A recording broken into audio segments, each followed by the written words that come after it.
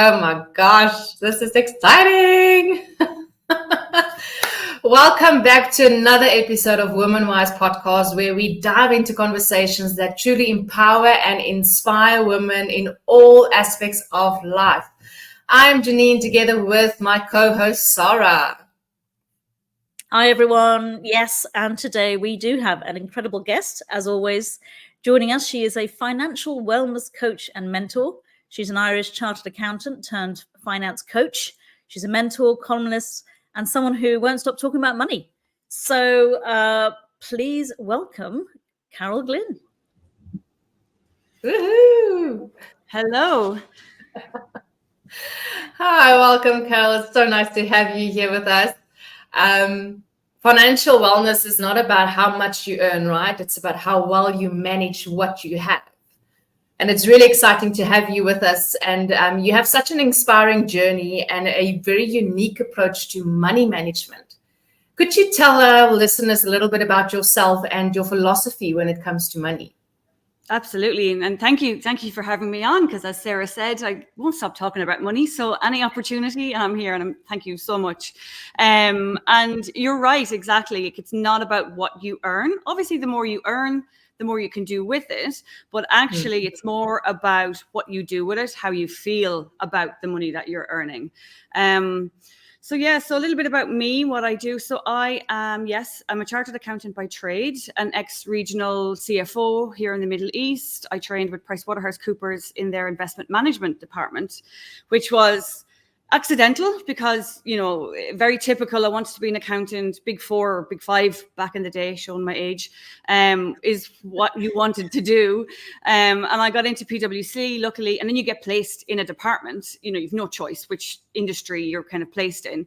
And I happened to be in investment management, which in hindsight, was very useful to audit, the biggest banks, the biggest investment auditors, or investment asset managers for 8.5 years.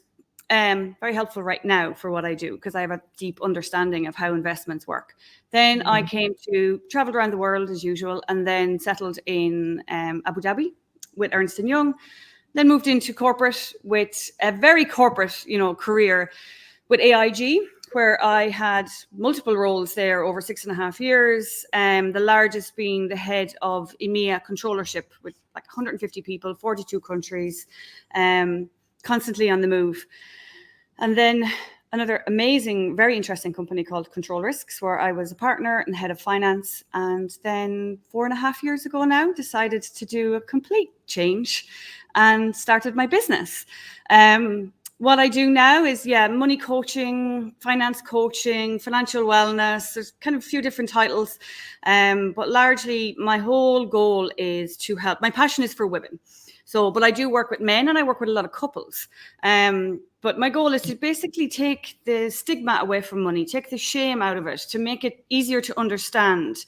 And really, I guess my tagline is aligning your money with your values, because we either, and there's so many limiting beliefs around money where we think all money is bad, or, money is the root of all evil. It is the number one cause of stress worldwide, but that's not necessarily money's fault, which I'm sure we'll touch on. My goal is really just empowerment, helping people to understand money, the financial literacy, the tools, along with the mindset piece. Because I found that when I was looking at what I wanted to do next, how could I help people? How could I use my skill set? There's a lot of, money mindset people out there, which are amazing. Or the other side is what people tell me, when they go looking for help with how do I manage money, especially as women, we're told, just stop spending. I'm laughing because I think I had that said to me quite recently, actually. Really? Yeah. Oh, yeah. Just stop spending. What's the problem? What are you spending it all on? It's like, well, life. Things life. That need yeah to be done. And sometimes that's the question. I talk a lot about, like, what am I spending it on? A lot of my clients come to me and say, there is this assumption that everyone in Dubai is so rich, but also we're so materialistic. All we do is brunch and buy fancy handbags and big cars, and we waste our money. There's so much judgment, kind of projected onto us. And it's amazing the amount of my clients who come to me and say, and they're straight away going, I don't have the fancy lifestyle. I don't brunch. I don't have the wardrobe. I don't have the bags. but yet my money just seems to fall through my fingers and I don't know why. Where is it going? Clarity. I regularly say money loves clarity. Kind of gone on a bit there, but yeah, just to your point, Sarah, yes, it's constant. Just stop spending. Okay. Just stop spending, and then it'll be fine. Yeah, just put a plug. Just put a plug in it, and then it's the waterfall will will basically stop. Yeah. So yeah, I think we were talking a little bit beforehand, and we all live in Dubai, so we've met people who are from probably every walks of life, every financial kind of background, or where they are at the moment. And I think there is an assumption from people outside of the country looking in, thinking that everybody is uber rich, everybody's living the kind of glitz and glamour lifestyle, but there are lots of people in between. There's every strata of financial success, and obviously, as you said, sort of that financial sort of literacy. Who would be your typical client then? You say you like to work with women, so if we just focus a little bit on kind of the typical woman who comes to you, what do you normally see?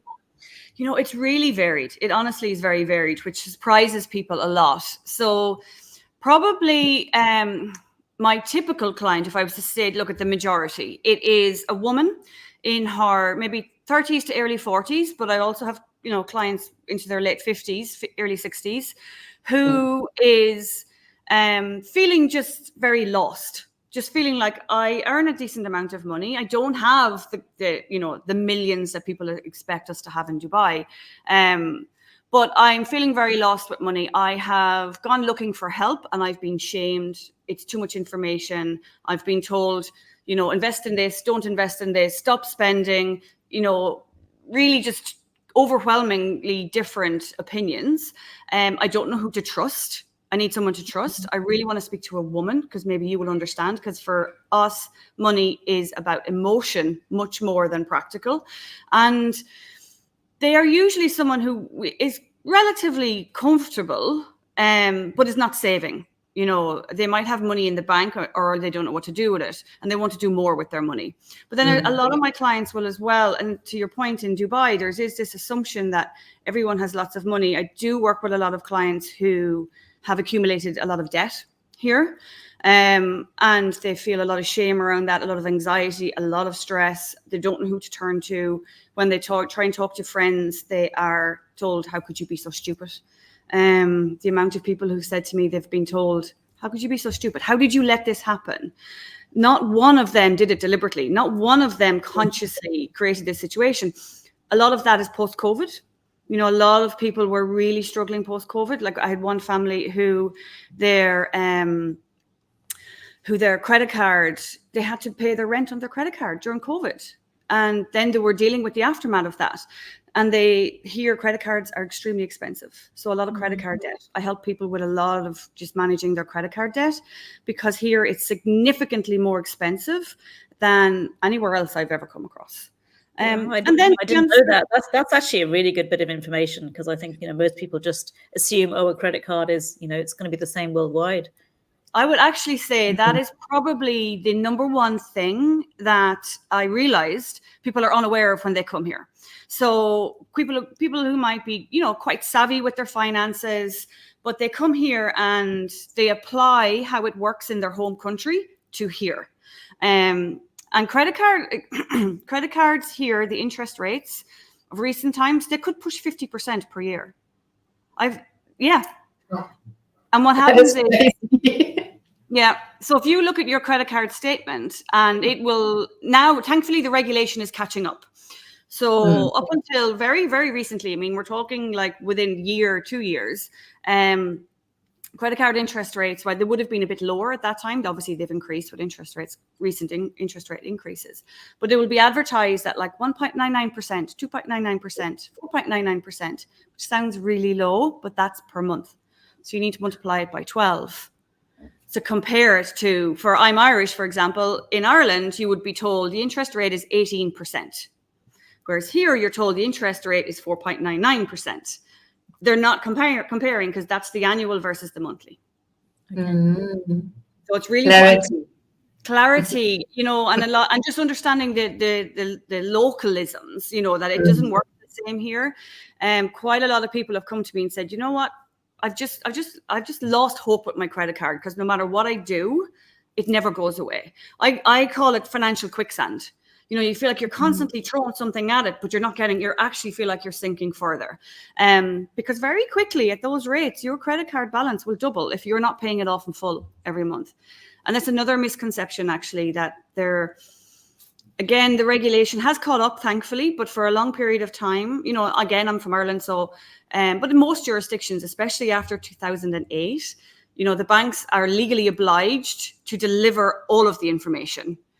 Here, they don't have that obligation. So you've got salespeople, and a common one as well, if we talk about credit cards, that comes up is, but he told me I just needed to pay the minimum balance. And yes, that is true, but that's to avoid the late payment fee. But everything over and above that you've charged to the credit card will be charged interest. But unfortunately, the sales representative didn't continue on that conversation to highlight the rest. So this is why I don't understand. I'm paying what they told me I need to pay, but yet my credit card's not going away. Yes. Yeah, the road to financial success is really paved with discipline and patience and informed decisions. Yeah. And that's what I love what you said earlier. You know, money loves clarity. If you don't have that, you're going to lose at the end of the day. So in your experience, what are some of the common misconceptions people have about money management itself? And how do you address these misconceptions in your specific coaching? So I would say, one, that women aren't good at it. So when I talk specifically about women, it is amazing how ingrained it is in us, and this is cross culture, cross geography, cross education levels, religion, everything, that women are just not good with money. We're just not. Simply not true. Actually, statistics show that when women invest, we tend to procrastinate, but when we do, we're actually better than men. Not that men aren't great, but we are better at men than investing. We're also better at, because we do the day-to-day management. We're very good at, you know, kind of budgeting, managing the day-to-day expenses, but we are not so good at actually going into the bigger picture conversations. Another thing is that we need to be good at maths, because yet again, women, girls, we're told we're not good at maths. Not true. And actually, maths is not that, it's a benefit. If you're good at maths and you can do it, that's great. But we all have like mini computers in our pockets. They have calculators. They have anything that we need to do on it. So that's not an issue either. Then what else? A common misconception is it's too complicated. It's really not. I think the financial industry has done an amazing job of making it seem complicated. And of course, that means we create a dependence on certain industries because we think, oh, I'm not able to understand. Actually, the simpler it is, the better, especially when it comes to investing, when it comes to managing your money.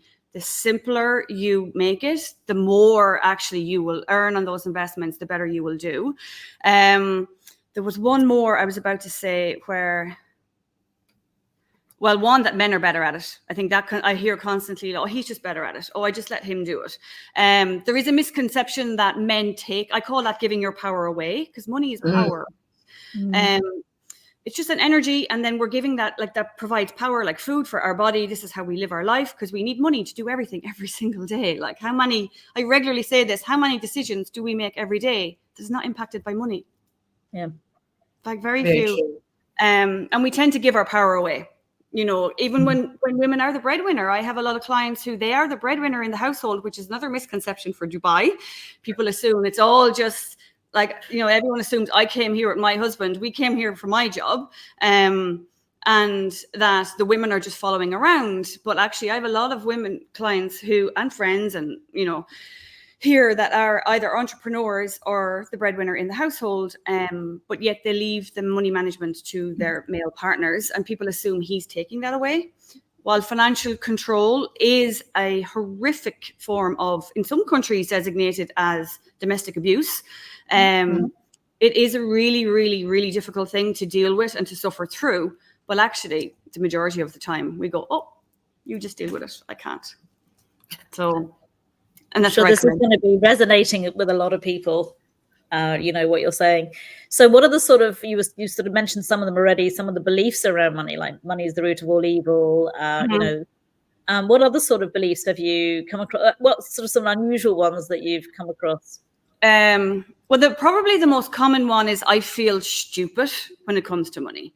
So another, actually, you know, there's so many reasons people come to me. I've had women come to me to say, can you teach me about money? Because one, and actually sometimes, can you teach me about the markets? Because my husband's always talking about it and he's so arrogant, and I want to be able to surprise him and come at him one day and go, actually, but there is, but that's, you know, that is a funny one, but it's true. They're like, because I feel stupid when he starts talking about this and I pull back.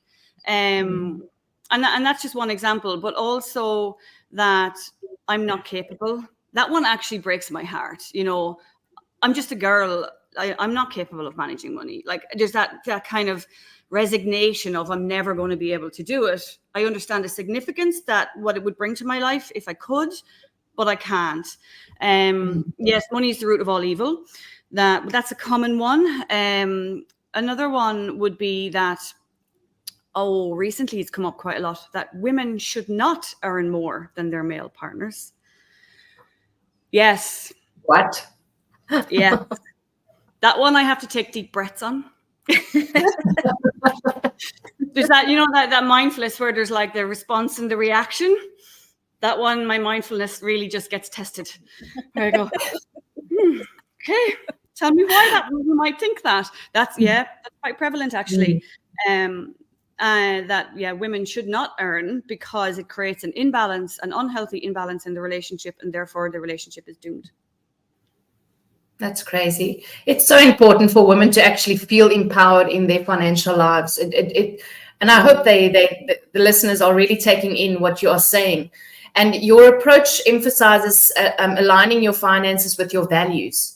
Can you share a success story where a client transformed their relationship with money after working with you? Yeah.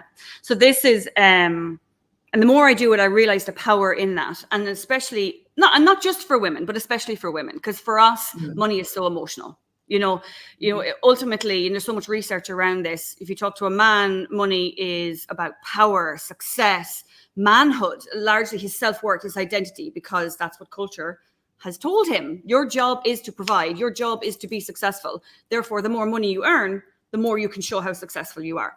Women, on the other hand, we are conditioned to believe that, you know, just earn enough so you can get away just in case, you know, have a little bit on the side, leave it to him. Don't just stop spending and manage your spending.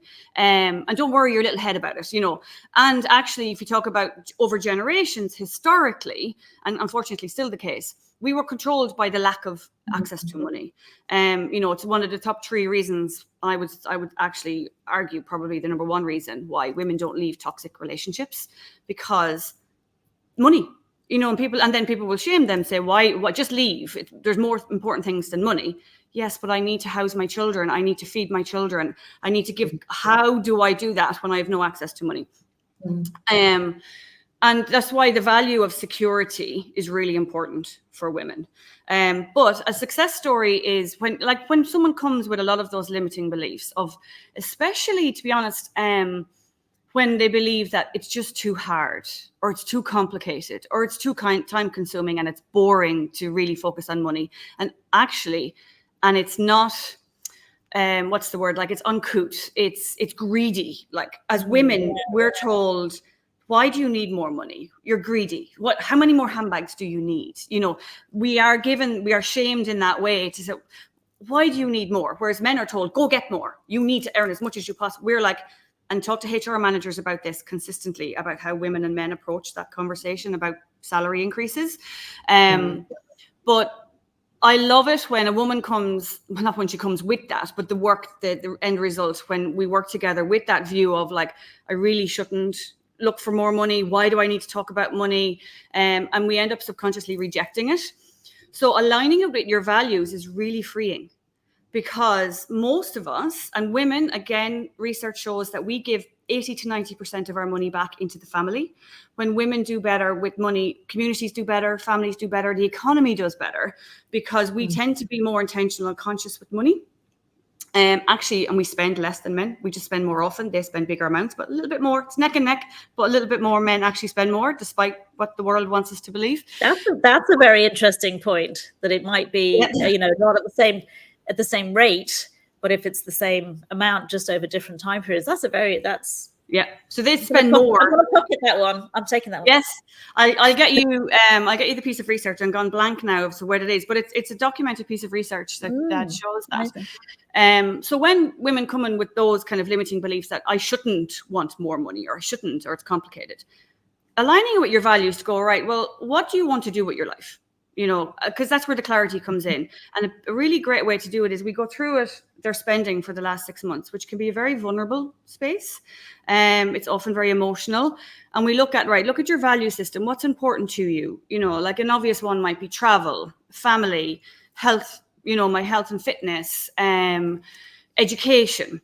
So when we're looking at what's actually where you're spending your money in your value system, where's the link?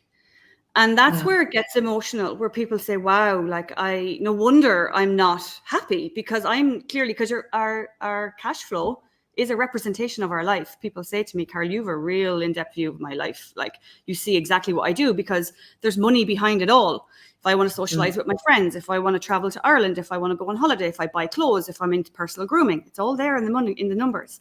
And it's much more freeing to be able to say, well, actually, what do I want to do? And charity, let's say, might be an important one to people. Gifting. If I use my money to do these things that are actually important to me in life, that are value system, very few of us have a negative value system. Very few of us will say, oh, I don't know what even is a bad value, like, I don't know, hatred or implementing poverty. I don't know, like, what is even a bad value? Do they exist that we actually vocalize?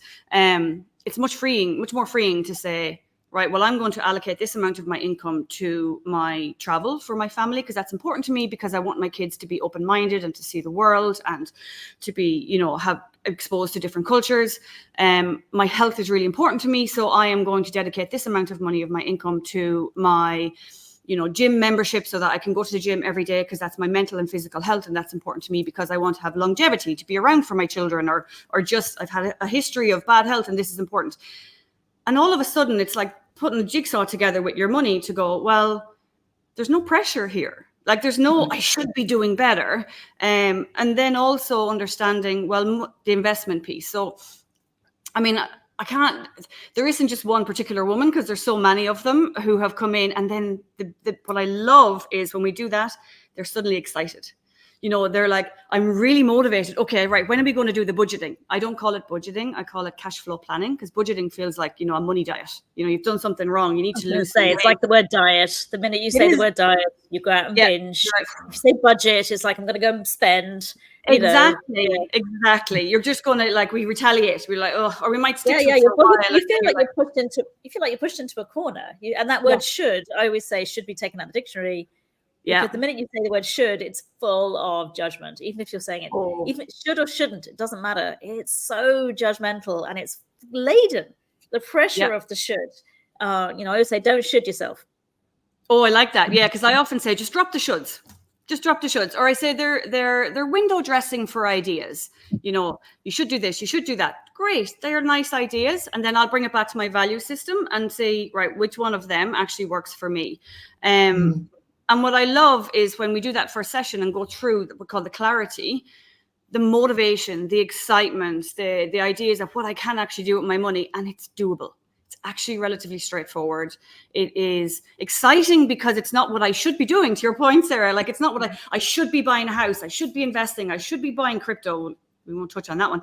We should. It's actually what I want to do. And what I want to do is important to me. It's my values, and I can see how I can make an impact on life, how I can make changes.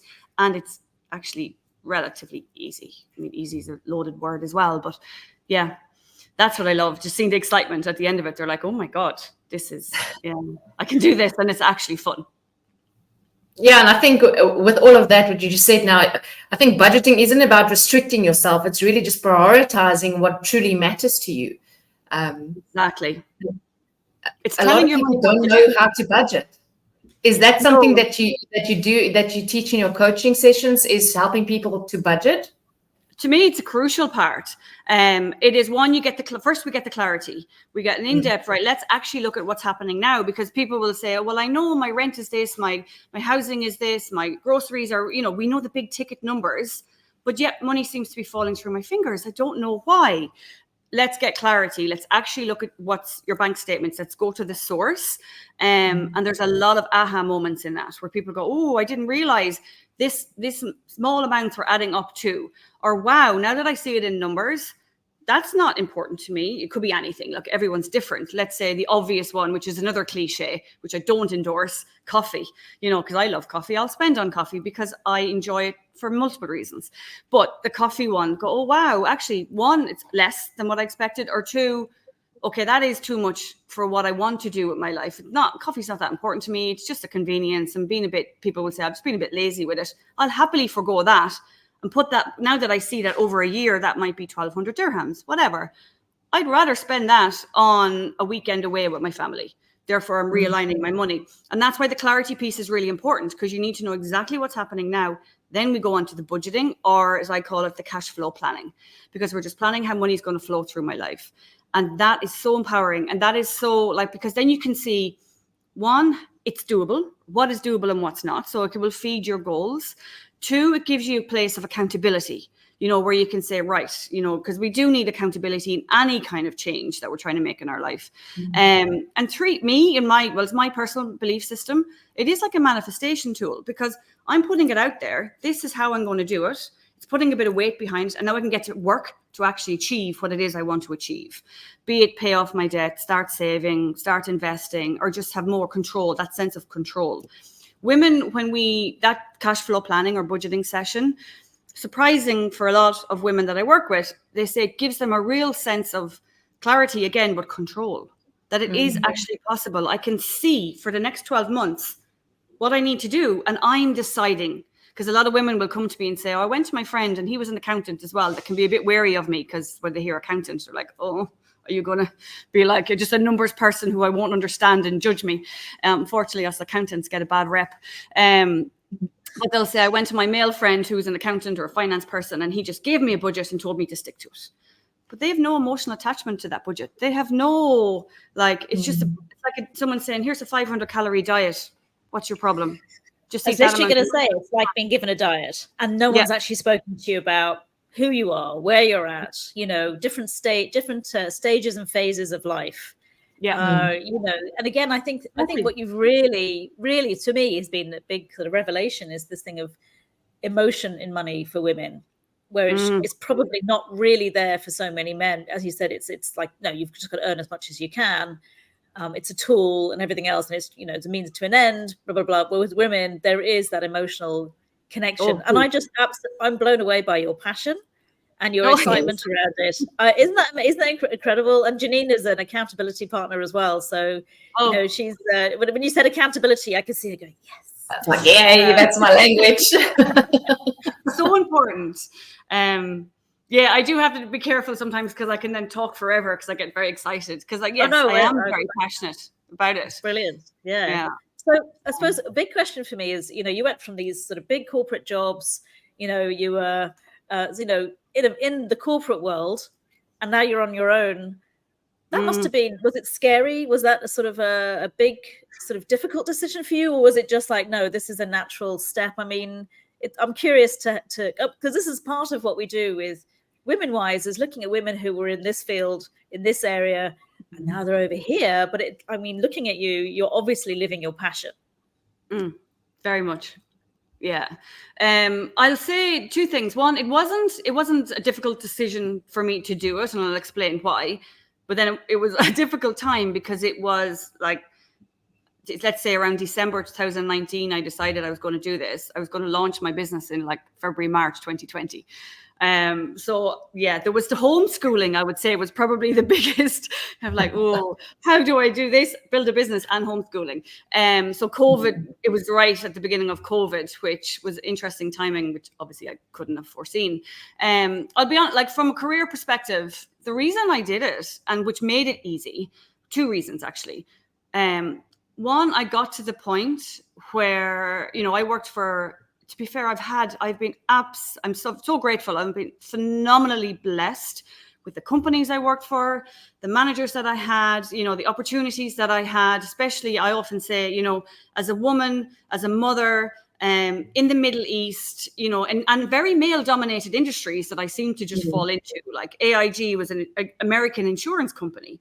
I often used to joke saying, if you were going to a dinner table or a dinner party and you just got the description of the person you were sitting beside and you were told that you were sitting beside the head of finance, the accountant in an insurance company, I mean, I don't think there's too many people who'd be like, yeah, you can't wait to meet them. But it is, and the image that portrays. And then I often get told, and then I turn up and they're like, oh, I wasn't expecting a woman, first of all. And unfortunately for us accountants, they often say someone with a personality, which is kind of a compliment and an insult in one term. But I did have amazing jobs, amazing career. And I felt really grateful, but no love for it. Like I was really well paid, especially when I moved to control risks. That was a conscious decision because I wanted to, by that point, I had 3 very young kids. I was traveling constantly with AIG. We were offshoring accounting centers from all over EMEA into India. So I was building shared service centers in India, a lot of travel. And I just thought, I need to slow down a little bit. So that's when I moved to control risks. And it was, again, financially amazing. The people I was surrounded by, so inspiring, work-life balance. And when I did travel, I love to travel, but not constant away from my kids and my family. But when I did travel, it was to interesting places like Mozambique and Iraq, where I was like going around in armored vehicles. Like I would not have exposure to that world at all. And I found it fascinating. Amazing. And I still wasn't happy. I was like, okay, Carol, you've manifested the ideal job for yourself and for basically anyone, men and women, but especially women. And I felt very privileged.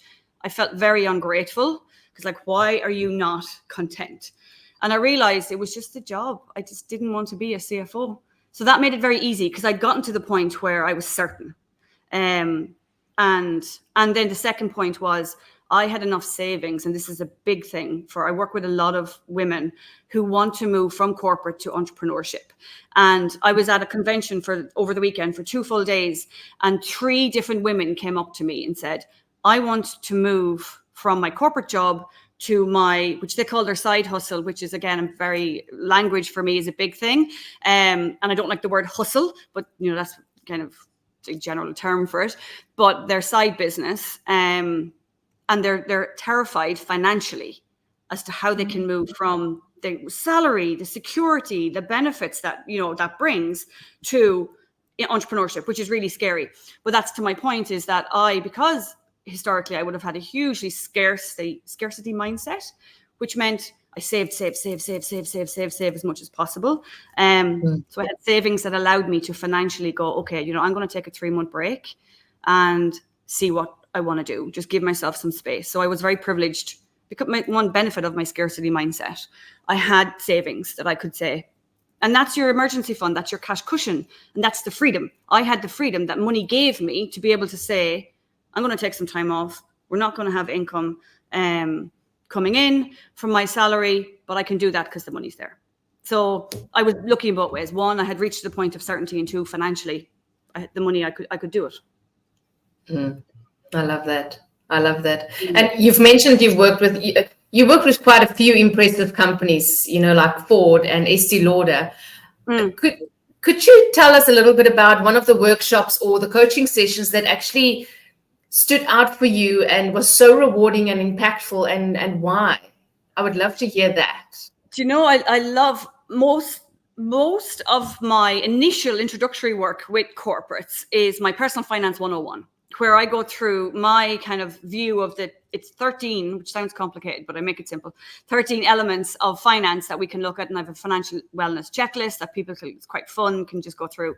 And they're always great because what I love, and especially when they're in person, because you can see people and you can see their reactions and their faces.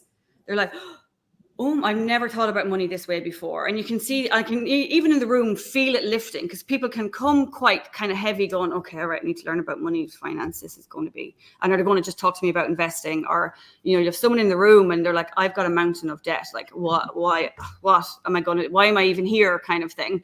But then I can feel the energy shifting as they're like, oh, actually, this is quite doable. And especially when it's in person, the questions that come up afterwards. And the most common comment people go is like, I'm actually excited about going home now to look at my numbers. Or I can't wait, I'm going to ring my husband right now and go, we're going to talk about money. Because I've always been like, he wants to talk to me about money and I shy away because we're now like, no, let's do this. And then afterwards, I always send a feedback form and to the organizer and to the attendees. And the kind of general responses is always that they feel energized. They feel energized, they feel more positive about their situation. And that's from people who are dealing with a lot of debt or, and everything else, no matter what their financial situation is. And then they just always want more because it feels accessible, it feels doable, it feels like something that's actually exciting. And that for me is huge. And that's what I want, is for someone to be able to go, this is not a chore, I'm actually excited to do it. And I find that in the corporates, because it's a largely, not always, but very often, it's just women in the room. And I love when they start sharing as well. And you can see them going, and I always say, look, don't be afraid to ask a question. I always have an anonymous kind of ability to ask a question as well, because I can guarantee you, whatever question you ask, there's another woman in this room going, oh, thank God she asked that because I was afraid to. There is no such thing as like a stupid question when it comes to these things, because we're not taught, and in actual we're kind of pushed away from it. And I also love the money and men and women talks. Them I find really fun, because, and especially when there's men in the room. I did one recently it was at Snapchat, and it was supposed to be just for their women's network. And then they were like, actually, can we invite some of the men? I was like, yes, please do. And the men came in, and they can be quite sheepish, like not them specifically, but generally men can come in and they're like, okay, we're going to talk about women and money. Like, am I going to be told like that all men are? And am I going to be like, what am I letting myself in for here? But I find men do tend to then, in those cases, they're more likely to ask questions quicker than the women in the room. Like, they're more likely to get involved with Q&As. Initially, women are slower, and then they'll start asking when someone else does. But I love that, because what I often say about men and women is, when it comes to money, if you think about what I said earlier, about how men, it's power, it's, it's largely, unfortunately, not all men, of course, but like, they're kind of conditioned, it's their self-worth, whereas us, it's emotional, it's security, it's safety. And we're looking at, they're like practical, we're emotional, and we're looking at a family budget, for example. And he's looking at a 6, you're looking at a 9. You're looking at the same thing, it's just totally different perspectives. And that's where, in those situations, men and women come and say, oh my God, like, this has changed my whole perception of my wife and her financial habits. This has changed my whole perception of my husband and his financial habits, and why he thinks the way he does about money, and why he behaves the way he does about money.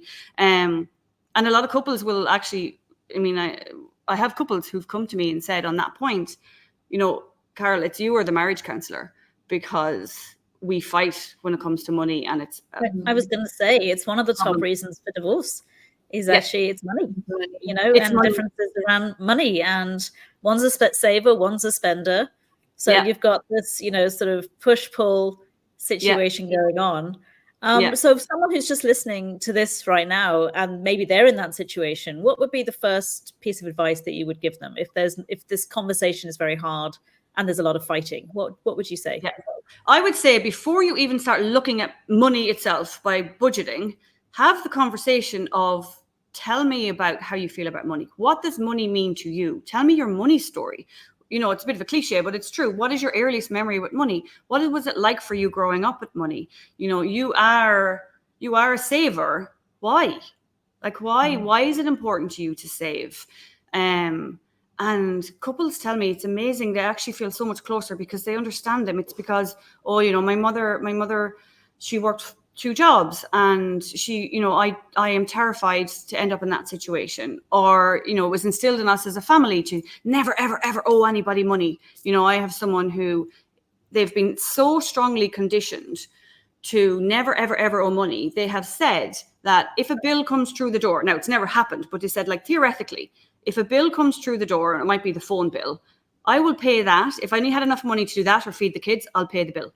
So that's how strongly it's instilled. So can you imagine then being married to someone who feels that's in their body, that like cannot owe money, must pay, because of this fear of having debt and the negative, what they've seen, maybe their family member in a lot of debt and they lost the house or what happened. And you marry someone who's like, oh, it's fine, we'll pay them like the day after it's due. Let's, go out and have a nice dinner with the kids. If you don't understand the background of where that other individual is coming from both sides, of course, it's going to cause arguments.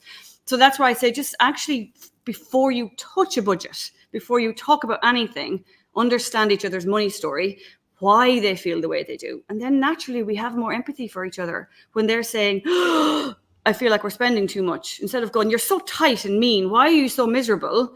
You go, oh, I see this is triggering. I understand why. Okay, let's talk about it. And then generally people will, and then you can help each other to kind of overcome some of those conditionings and experiences and limiting beliefs. I love that. Such valuable insights. And I love that you're saying, understanding each other's money story. And it comes back to what you said earlier.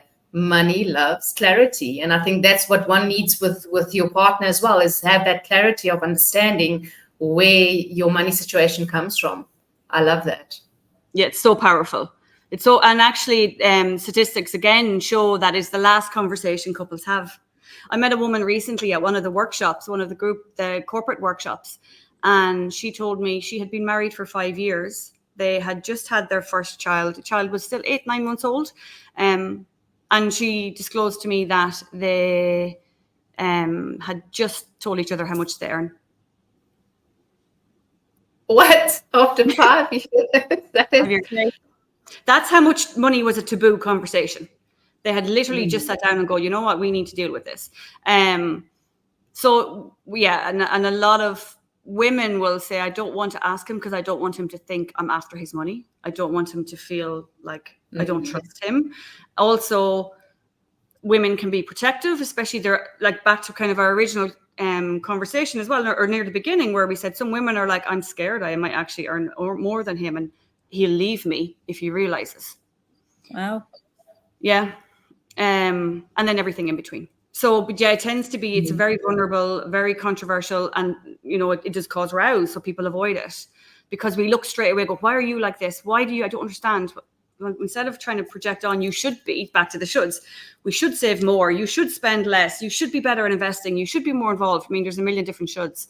Go, okay, tell me, just sit and listen. Tell me, what is money to you?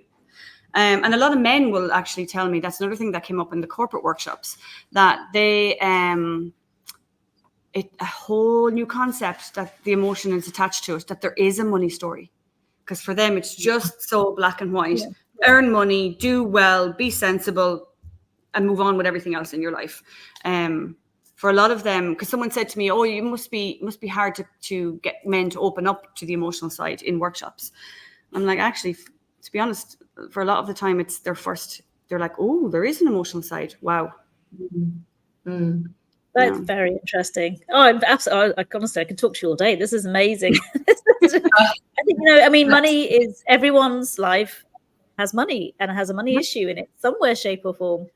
And I think the whole thing around the money story, that's really, really interesting, because you are the way you are because of the experiences that you've been through. And whether it was yourself or you were watching somebody else go through that, a parent or a relative or whatever it was, we're learning in lots and lots of different ways. Yeah. In terms of sort of the time scale then that somebody can turn things around, what do you sort of see with that? So quite shorter than people think, but also again, it's personal, right? So it really depends on the situation. So I've had individuals who've come and they have a lot of debt, and especially when it's credit card debt, it's more difficult. So, and again, it's obviously related to how much disposable the income they have to be able to pay off that debt. But I have to say, every single time I've worked with someone with debt and we create a plan, and I'll always create a realistic plan that's not a 500 calorie diet that goes, right, you cannot have a life for 6 months while you pay this off, because there's multiple ways to pay off debt. You know, there's different approaches. So we figure out the approach that works for them that's sustainable, so that they can, I still believe it's important to have a life, to still enjoy yourself right now in a way that you're deciding, okay, this is my balance. I'm going to do this while I'm paying off my debt. And this is the date my debt will be paid off. Every single time they pay it off early, every time, because they start seeing the benefit. When you start seeing that kind of the light at the end of the tunnel, you have a process that works for you. That is it's not me telling them, you know, I'm guiding them to create their own. So they've signed up to it. They're emotionally attached to it. We create like a reward for the end of it. When the debt's gone, I'm going to do this, which is important to me. And again, that's personal. It might be a holiday. It might be one woman bought herself a nice piece of jewelry she's been like procrastinating about for 5 years. It could be even just a nice dinner. You know, it doesn't matter. Or a day off from work to sit on the beach and do nothing to celebrate. It's what's relative to that person. We create a reward at the end. So like it's all, and milestones if it's quite long. But it's like anything, you know, when you start seeing the benefits and you start feeling healthier if you're exercising and you're happy to do more of it, people find ways. And again, it's back to their values. My value has become, I'd rather be debt free than, you know, go on this night out or have this fancy dinner with my friends or buy the pair of jeans that have just caught my eye. Could be like, that pair of jeans, which might only be 50 dirhams, $10 might be super cheap, but you can go, well, that 50 dirhams actually. And for me, it's about giving them the tools to realize, well, that 50 dirhams could shorten even a day off my thing, or you know what impact that is, and then you make that decision from your values. What's more important to me? So from the debt, it's kind of a different conversation. Everything else, super fast. Like my program, when I sign up with people, I deliberately keep it short.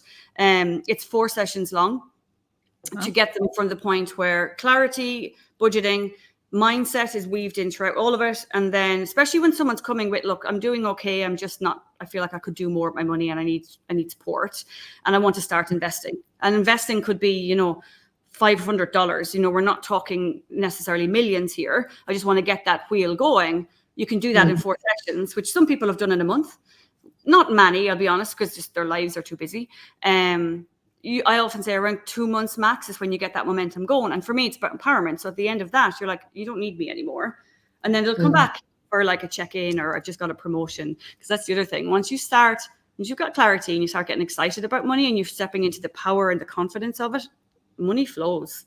The amount of women who've said to me, you wouldn't believe, like debts that I've been owed 5 years ago, they've just contacted me and said, I've put the money in your bank account, or I've just got this promotion, or we just got this bonus at work and we didn't expect it, or, you know, crazy stuff that you couldn't even imagine. Like people call me and go, this came out of nowhere. You know, this money came out of nowhere. Someone just, you know, gifted me something because their energy, and I do believe in the energy around money, their energy is open to it. They're sitting into the security of it, the joy of being able to be in control of your money.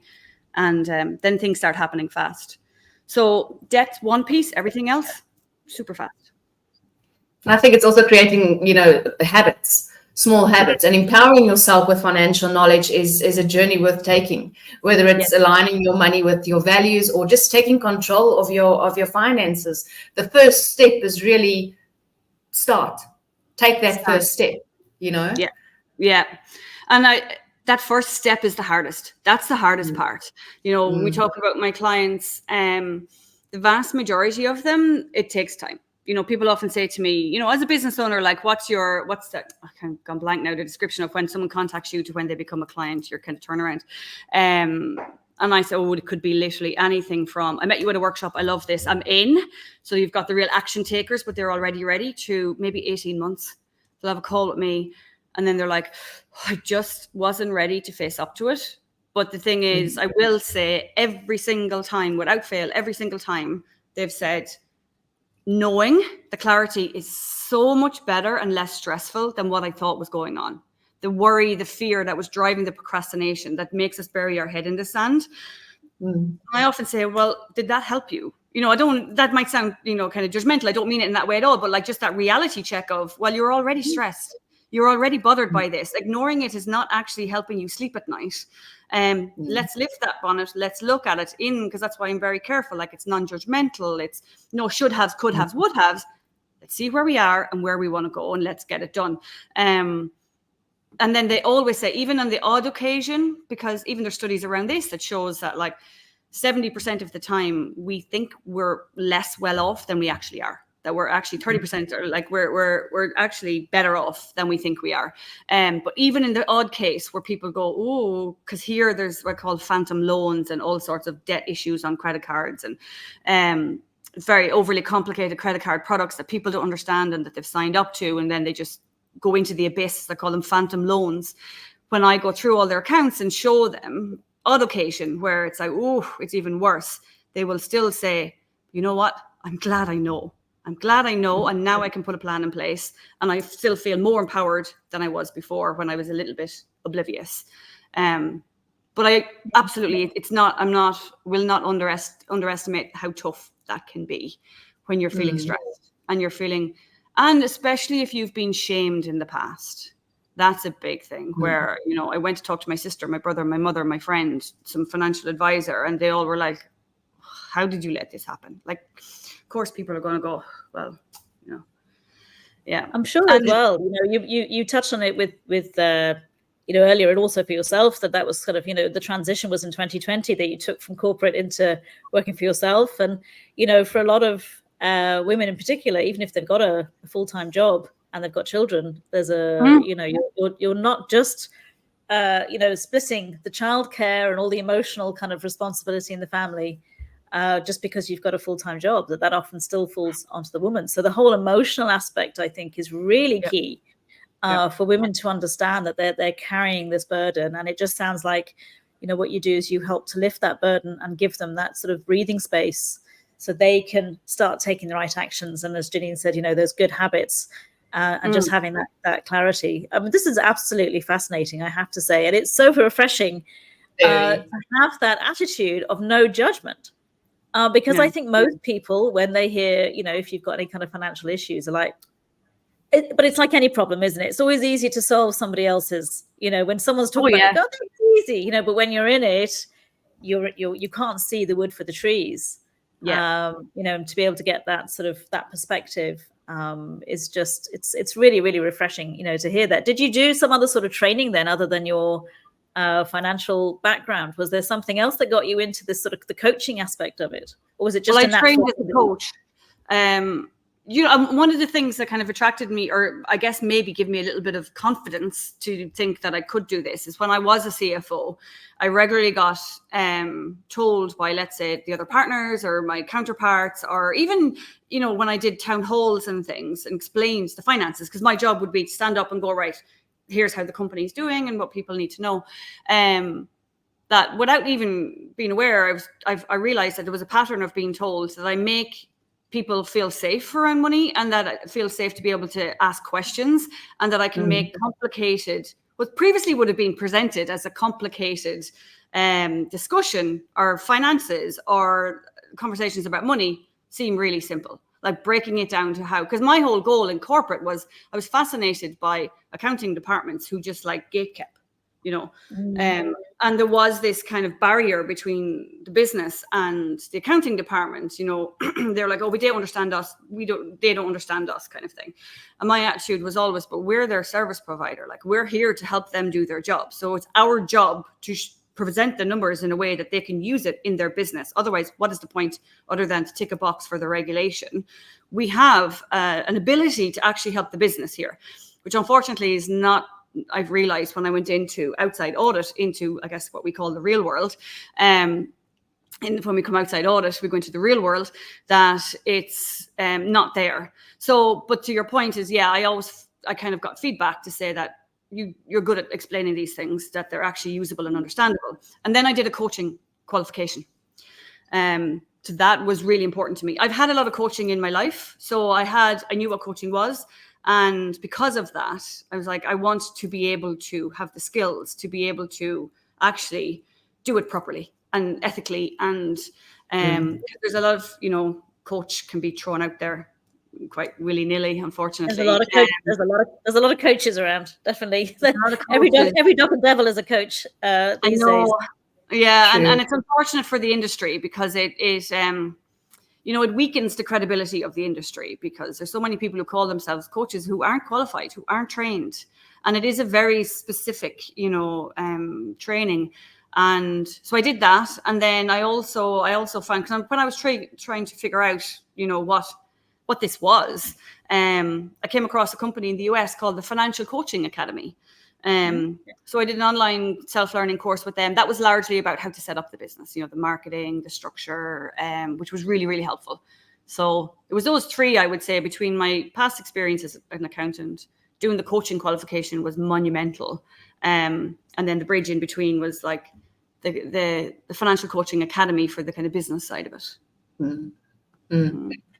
I love this.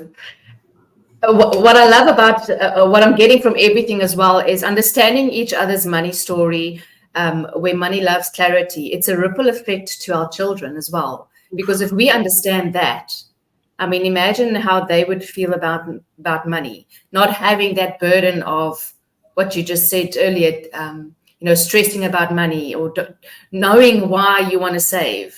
And I think that is for our next generation a big thing. Huge. There's two things there, actually. One is I regularly get asked how, I never had this, and I've seen now, how it's held me back in life, and, and all of the kind of negative things that they're now attaching to their money experience. How do I protect my kids from this?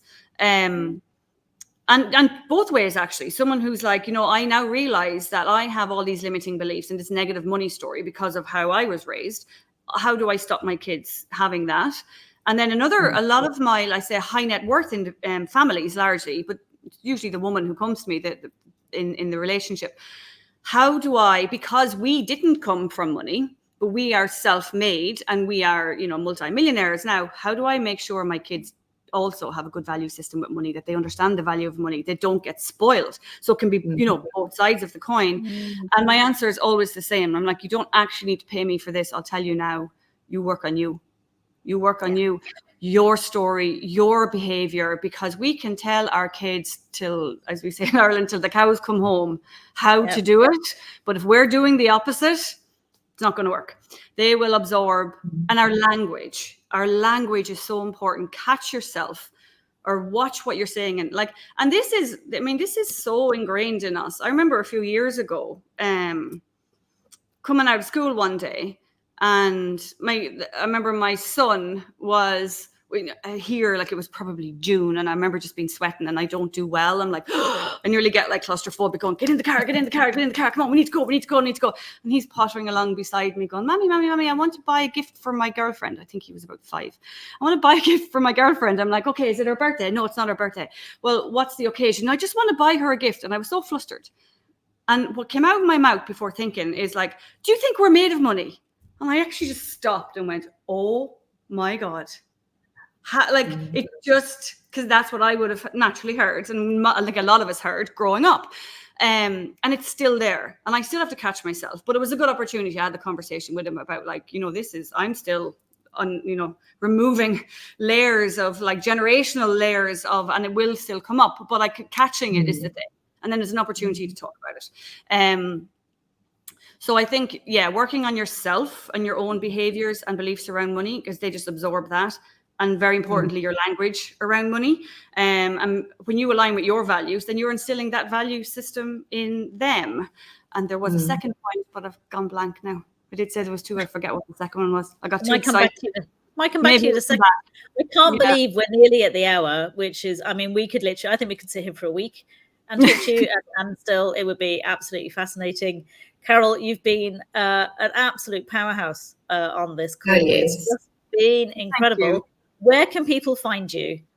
So my business is Conscious Finance Coaching. I'm most active on Instagram, so Conscious Finance Coaching. I do offer a 20-minute, a discovery call for anyone who's interested in what I do, how I do it. But I offer all sorts. So there's one-to-one, group, corporates. I have digital courses. I have affirmation cards, financial journals. lots of different ways. I'm trying to help people in as many different ways as I can. But my website and Instagram are probably the best way to kind of suss me out. Oh, wonderful. Fantastic. Oh, Absolutely amazing. So on behalf of Janine and I, thank you so much for coming on today. We couldn't do this live because you're so busy. So this is a recorded one. So anyone who was wondering, where are all the questions that we normally have in these podcasts? But I'm sure that they can contact you and ask you those questions directly via those websites. And on subject of money, if you like this podcast and you'd like to help Janine and I out, we now have a Buy Me a Coffee link, which will be underneath the video. And Carol, I'm sure we will see you again. Absolutely, 100%. So yeah, I agree. I think I just hope that our listeners found today's episode as inspiring and informative as we did, because, oh my gosh, I love that last question is, what is your money language? Love it. My internet just dropped. So obviously that's a signal for us to go. Carol, we're going to say a big goodbye. And anyone watching this on YouTube, please remember to subscribe, please comment, share, and absolutely, let's get empowered. And money is something that we can use rather than, feel ashamed of. And it's so important. So thanks a mil. We will see you all again soon. Awesome.